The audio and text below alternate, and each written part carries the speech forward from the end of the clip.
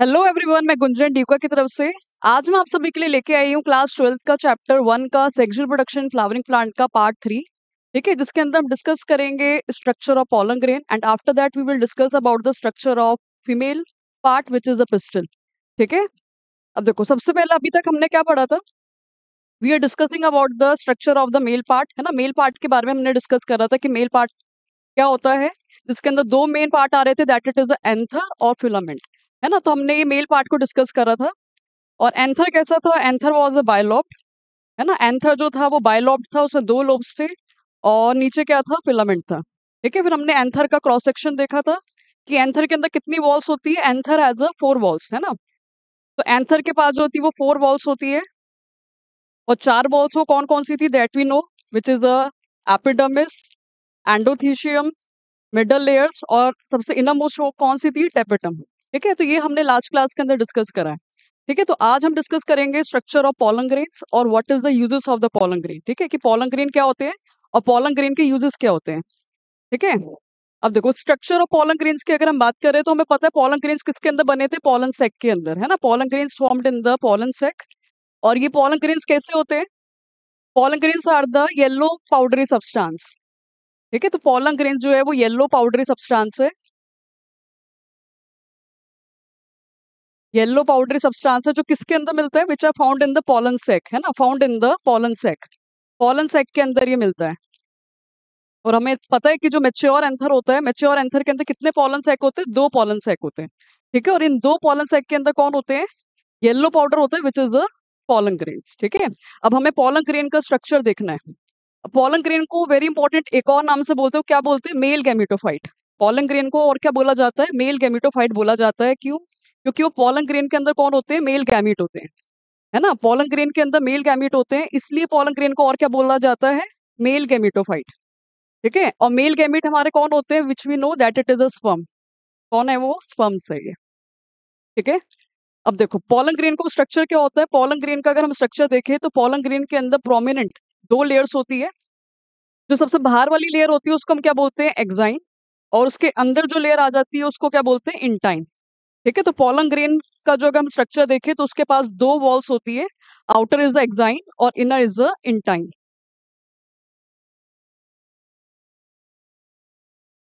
ठीक है, तो आउटर स्ट्रक्चर को हम क्या बोलते हैं? एक्साइन, जो ऐसी स्पाइक की फॉर्म में होती है। ठीक है, इसका एक अलग ही इसकी शेप होती है। ठीक है, तो आउटर वॉल को हम क्या बोलते हैं? एक्साइन। और उसके अंदर जो लेयर आ जाती है उसको क्या बोलते हैं? इंटाइन। ठीक है, अब ये जो हमारी एक्साइन होती है, सबसे बाहर की वॉल होती है पॉलन ग्रेन की, विच इज द हार्डेस्ट, बहुत स्ट्रांग होती है, बहुत हार्ड होती है। Because very important, it is made up of sporopollenin. ठीक है, तो जो हमारी एक्साइन होती है सबसे हार्डेस्ट मटेरियल से मिलकर बनी होती है, जिसको क्या बोलते हैं? स्पोरोपोलिन। ठीक है, किससे मिलकर बनी होती है एक्साइन? स्पोरोपोलिन से मिलकर बनी होती है, विच इज हाईली रेजिस्टेंट। ये बहुत ही स्ट्रांग होती है। ठीक है, it can be persist in the high temperature. ये हाई टेम्परेचर के अंदर भी आराम से रहेगी, इसको it will not break. It can tolerate the strong acids, alkalis, enzymes, इन सबको वो टॉलरेट कर सकती है। कौन? हमारी एक्साइन। ठीक है, बिकॉज जो एक्साइन होती है वो किससे मिलकर बनी होती है? Exine is made up of sporopollenin. Exine is made up of sporopollenin. ठीक है, और अगर हम एक बार रिकॉल करें तो स्पोरोपोलिन मटेरियल आया कहाँ से था? Sporopollenin, this materials come from the tapetum. ठीक है, it is come from the tapetum which is the innermost layer of the anther. ठीक है, तो ये कौन हो गया? वो हमारा एक्साइन हो गया। तो आउटर वॉल जो होती है एक्साइन, जो होती है बहुत हार्ड होती है, बहुत स्ट्रांग होती है, जिसकी वजह से हम पॉलन ग्रेन्स को प्रिजर्व कर सकते हैं एज अ फॉसिल्स। ठीक है, तो पॉलन ग्रेन्स को हम प्रिजर्व कर पा रहे हैं बिकॉज ऑफ द एक्साइन। ठीक है, अब इसके अंदर जो लेयर आ जाती है उसको हम क्या बोलते हैं? इंटाइन। और उससे पहले एक चीज और है, वो एक्साइन के अंदर क्या होता है? एक पर्टिकुलर पार्ट पर, एक्साइन में एक पर्टिकुलर पार्ट पर क्या होता है? स्पोरोपोलिन नहीं होता है। ठीक है, एक पर्टिकुलर रीजन में क्या है? स्पोरोपोलिन नहीं है। और जिस रीजन में स्पोरोपोलिन नहीं होता तो वहां पर क्या बन जाएगा? पोर बन जाएगा। ठीक है, और स्पोर को क्या बोलते हैं? Germ pore. ठीक है, स्पोर को क्या बोला जाता है? Called as a germ pore. Called as a germ पोर।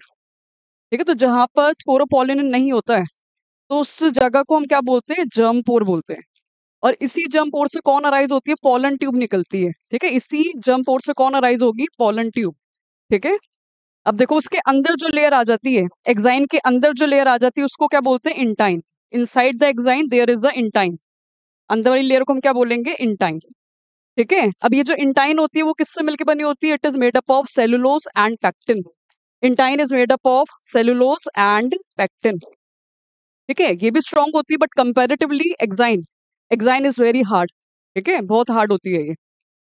और जो हमारी इंटाइन होती है, इंटाइन के अंदर बहुत ही पतली सी एक और मेम्ब्रेन होती है जो हमें पता है हर सेल की आउटर मेम्ब्रेन है, which is the plasma membrane. तो इंटाइन के अंदर एक और मेम्ब्रेन आ जाएगी जिसको हम क्या बोलेंगे? प्लाज्मा मेम्ब्रेन और द सेल मेम्ब्रेन। ठीक है, तो हमें ये पता लगा कि जो हमारा पोलन ग्रेन होता है उसके पास मेनली वो दो लेयर होती है, दो एक्स्ट्रा लेयर होती है। जो सबसे आउटर हार्डेस्ट लेयर है वो एक्साइन है, जो किससे मिलकर बनी होती है? स्पोरोपोलिन से, due to which it is very hard and it can tolerate the strong acid, alkalis, enzymes और हाई टेम्परेचर। है ना, उसके अंदर कौन आ गई? इंटाइन आ गई, which is made up of cellulose and pectin. और सबसे इनमोस्ट लेयर जो हो जाती है हमारी, वो नॉर्मली जो सबके अंदर होती है, which is the plasma membrane. ठीक है, अब देखो पोलन ग्रेन के अब अंदर का स्ट्रक्चर अगर देखें, पोलन ग्रेन के अब अंदर का स्ट्रक्चर अगर हम देखें तो क्या होता है?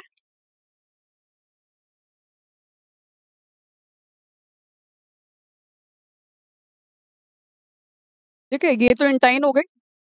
वो इंटाइन के बाहर जो हमारी लेयर आ गई थी वो कौन सी थी? That it is the exine. ठीक है, आउटर लेयर कौन सी हो गई है? वो एक्साइन हो गई है। एक्साइन के अंदर कौन आ गई? इंटाइन आ गई। ठीक है, फिर जो हमारे पोलन ग्रेन होते हैं, वो पोलन ग्रेन के अंदर दो सेल्स होती है, जो मैंने आपको लास्ट क्लास में बताया था। है ना, कि पोलन ग्रेन के अंदर दो सेल्स होती है, एक बड़ी सेल होती है और एक छोटी सेल होती है। ठीक है, एक बिग सेल होती है। बिग सेल को हम क्या बोलते हैं? Vegetative cell. बिग सेल को क्या बोला जाता है? वेजिटेटिव सेल बोला जाता है। ठीक है, और वेजिटेटिव सेल का जो न्यूक्लियस होता है, जो न्यूक्लियस होता है वो कैसा होता है? वो इरेगुलर होता है। न्यूक्लियस कैसा होता है? इरेगुलर होता है, कोई इसकी शेप नहीं होती है खास। ठीक है, और साथ में क्या होता है? ठीक है, इसके बाद जो हमारी वो स्मॉल सेल आ जाती है, तो बड़ी सेल तो कौन सी आपकी? वो वेजिटेटिव सेल है, जिसका न्यूक्लियस क्या होता है? इरेगुलर होता है। ठीक है, और इसके अंदर फूड प्रिजर्व होता है, फूड इसके अंदर होता है। और फूड प्रिजर्व होने की वजह से ही इसका इस्तेमाल बहुत जगह पर किया जाता है। ठीक है, और हमारी जो स्मॉल सेल आ जाती है, जो स्मॉल सेल होती है उसको हम क्या बोलते हैं? Generative cell. स्मॉल सेल को क्या बोलते हैं? Generative cell. ठीक है, जिसकी शेप कैसी होती है? स्पिंडल शेप होती है। इसकी शेप क्या होती है? स्पिंडल शेप होती है। ठीक है, तो अब इसमें देखते हैं हम। ठीक है, वही बड़ी सेल जो है कि वो कौन सी है? वेजिटेटिव सेल है। और उसका न्यूक्लियस कैसा होता है? इरेगुलर होता है, कोई इसका पर्टिकुलर सर्कुलर न्यूक्लियस नहीं होता। ठीक है, तो एक बड़ी सेल जो है वो आपका कौन है? वेजिटेटिव सेल है। और उसके अंदर जो स्पिंडल शेप सेल आ जाएगी, छोटी सी सेल जो आ जाएगी, वो कौन होती है? हमारी जनरेटिव सेल।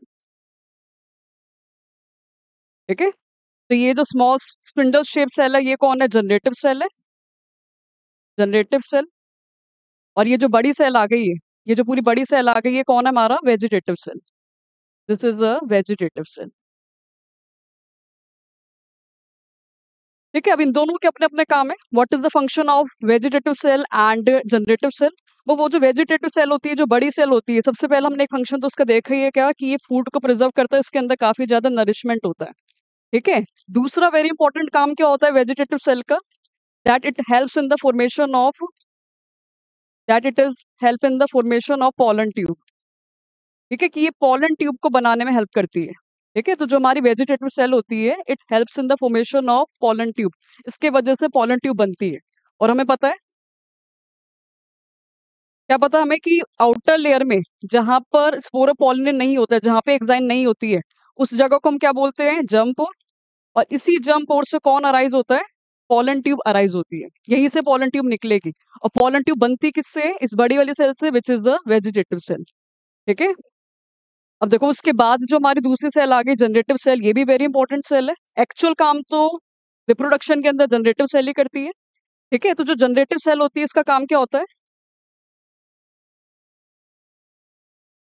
वो जनरेटिव सेल जो हमारी स्पिंडल शेप सेल है, इसका काम क्या होता है? To form the two gametes. ठीक है, 2 to 3 गैमेट्स। ठीक है, 2 या 3 गैमेट्स, मेनली 2 गैमेट्स को बनाने का। ठीक है, तो जनरेटिव सेल्स क्या करती है, गैमेट्स बनाती है। जो ज्यादातर एंजियोस्पर्म प्लांट के अंदर तो कितने बनते हैं, वो 2 गैमेट्स बनते हैं, और कुछ के अंदर, कुछ 40% एंजियोस्पर्म्स के अंदर कितने बनते हैं, 3 गैमेट्स। ठीक है, तो जनरेटिव सेल का मेन काम क्या होता है, गैमेट्स को बनाने का। ठीक है, तो जनरेटिव सेल्स क्या करती है, it helps in the formation of gametes. ठीक है, और गैमेट्स हमें पता है वो कौन है, which is the sperm, which is the sperm. Clear friends यहाँ तक। ठीक है, तो this is the structure of the pollen grain. Pollen grain में वो 2 लेयर्स होती है। आउटर लेयर को हम क्या बोलते हैं, exine, which is made up of sporopollenin, highly resistant molecule. और जहां पर स्पोरोपोलिन नहीं होता उसको क्या बोलते हैं, जर्म पोर। और इसी जर्म पोर से कौन अराइज होती है, पोलन ट्यूब अराइज होती है। ठीक है, इसके अंदर कौन आती है, हमारी इनर लेयर कौन सी आ गई, इंटाइन आ गई। और इंटाइन किससे मिलकर बनी होती है, हमें पता है, सेलुलोज और पैक्टिन से। अंदर 2 सेल्स होती है। बड़ी सेल को क्या बोलते हैं, वेजिटेटिव सेल, और छोटी सेल को क्या बोलते हैं, जनरेटिव सेल। और ये जो जनरेटिव सेल होती है वो किसके साइटोप्लाज्म में, in the cytoplasm of vegetative cell. ठीक है, और जो वेजिटेटिव सेल है इसका न्यूक्लियस कैसा होता है, nucleus is irregular, helps in the formation of pollen tube. और जो जनरेटिव सेल है वो स्पिंडल शेप है, helps in the formation of gametes. ठीक है, और गैमीट्स कितने बनेंगे, ज्यादातर तो एंजियोस्पर्म्स के अंदर, 60% एंजियोस्पर्म्स के अंदर, 60% एंजियोस्पर्म के अंदर कितने गैमीट्स बनते हैं, 2 गैमीट्स बनते हैं। और 40% एंजियोस्पर्म्स के अंदर कितने गैमीट्स बनते हैं, 3 गैमीट्स बनते हैं। ठीक है, और अगर पोलन ग्रेन 2 गैमीट्स अगर बनाता है तो उसको हम बोलते हैं 2 सेल स्टेज।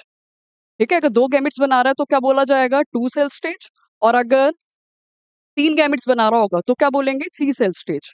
ठीक है, तो this is the structure of pollen grain. ठीक है, अब आगे देखते हैं।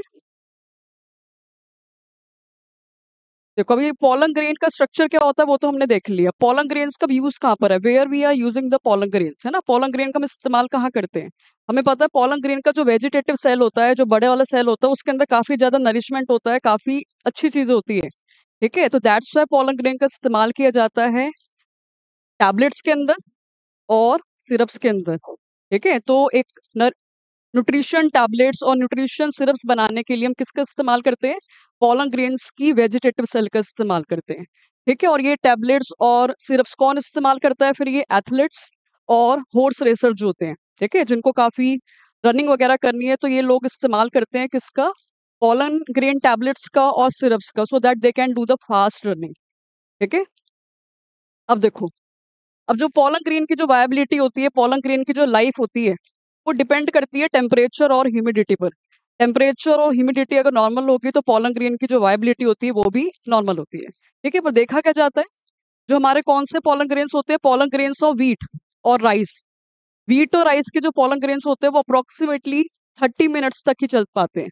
30 मिनट्स तक ही पोलन ग्रेन सही रहेंगे, उसके बाद दे विल डिग्रेड। ठीक है, इसके बाद हमारे कौन सी फैमिली आ गई, वो रोजेसी, लेगुमिनोसी और सोलेनेसी। ठीक है, इन फैमिली के जो प्लांट होते हैं, इनके जो पोलन ग्रेन्स होते हैं, इन फैमिली के प्लांट के जो पोलन ग्रेन्स होते हैं वो कितने टाइम के रहते हैं, 1 मंथ तक वो रह सकते हैं। ठीक है, अब देखो अगर एक बार हम कंसिडर करें कि रोजेसी फैमिली के अंदर कौन कौन से प्लांट आते हैं, नाम से थोड़ा सा क्लियर हो रहा है। रोजेसी फैमिली के अंदर कौन से प्लांट आते हैं, सबसे पहला कौन आ गया, हमारा रोज आ गया। Rose plant is belongs to the Rosaceae family. Apple, ठीक है, जो वेरी इंपॉर्टेंट, एप्पल का वो साइंटिफिक नेम क्या होता है, मैलस डोमेस्टिका। ठीक है, तो एप्पल हो गया, रोज हो गया, ये किस फैमिली से बिलोंग करेंगे, रोजेसी फैमिली से बिलोंग करेंगे। और इनके पोलन ग्रेन कितने टाइम के लिए चल सकते हैं, 1 मंथ तक के लिए चल सकते हैं। ठीक है, इसके बाद कौन आ गया, हमारा फैमिली कौन सी आ गई, वो सोलेनेसी फैमिली आ गई। सोलेनेसी फैमिली के अंदर कौन आ जाते हैं, हमारे मेनली पोटैटो, इसलिए इसको पोटैटो फैमिली भी बोलते हैं। ठीक है, पोटैटो, टोमेटो, पेटूनिया और brinjal, they are the part of the Solanaceae family. ठीक है, और इनके भी पोलन ग्रेन कितने टाइम के लिए चलेंगे, 1 महीने के लिए चलेंगे, 1 मंथ के लिए चलेंगे। ठीक है, इसके बाद आ गए लेगुमिनोसी, और लेगुमिनोसी को फेबेसी फैमिली भी बोला जाता है।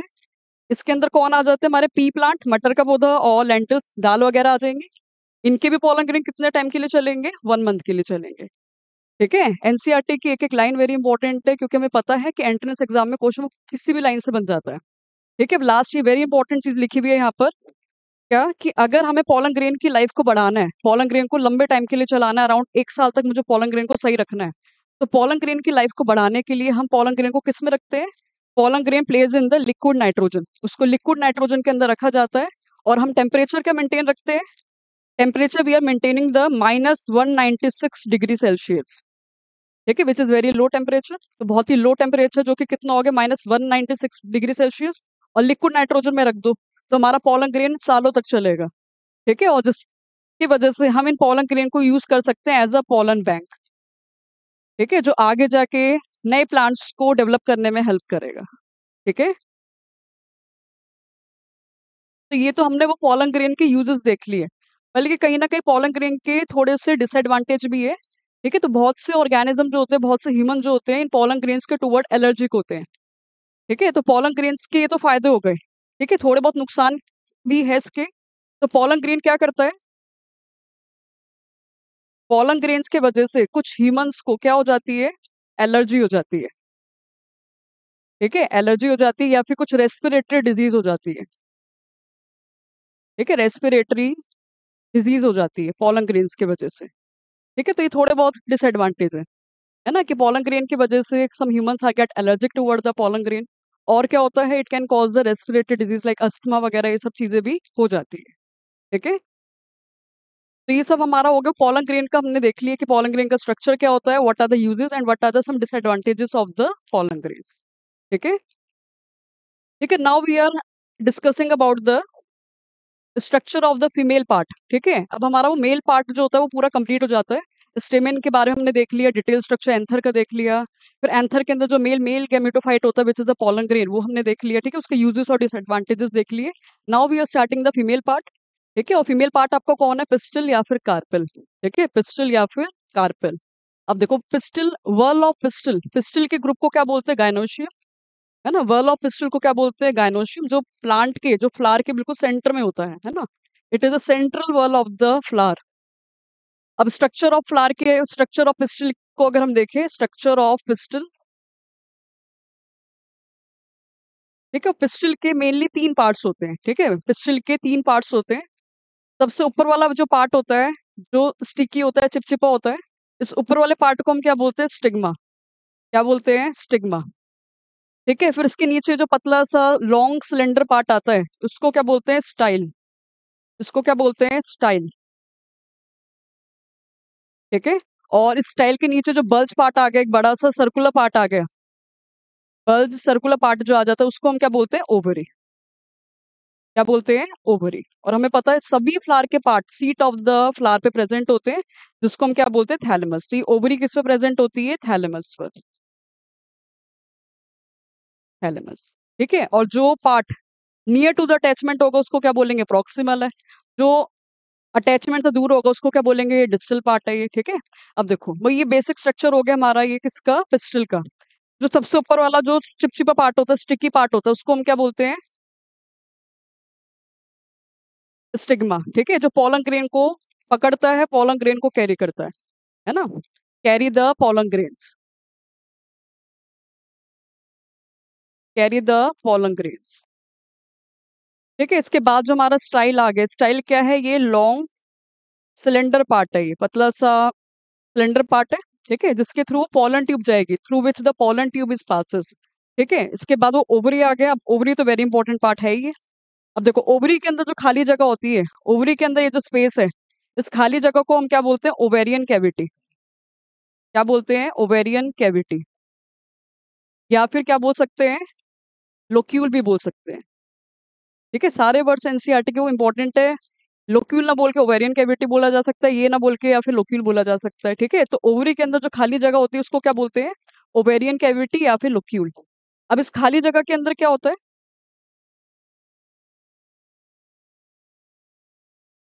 ठीक है। अब इस खाली जगह के अंदर वो क्या होता है, इस खाली जगह के अंदर इनके ओवरी के अंदर एक और सर्कल होता है। अब ये वेरी इंपॉर्टेंट है, ध्यान से हमें देखना है। वो ओवरी के अंदर एक और सर्कल होता है जिसको हम क्या बोलते हैं, ओव्यूल।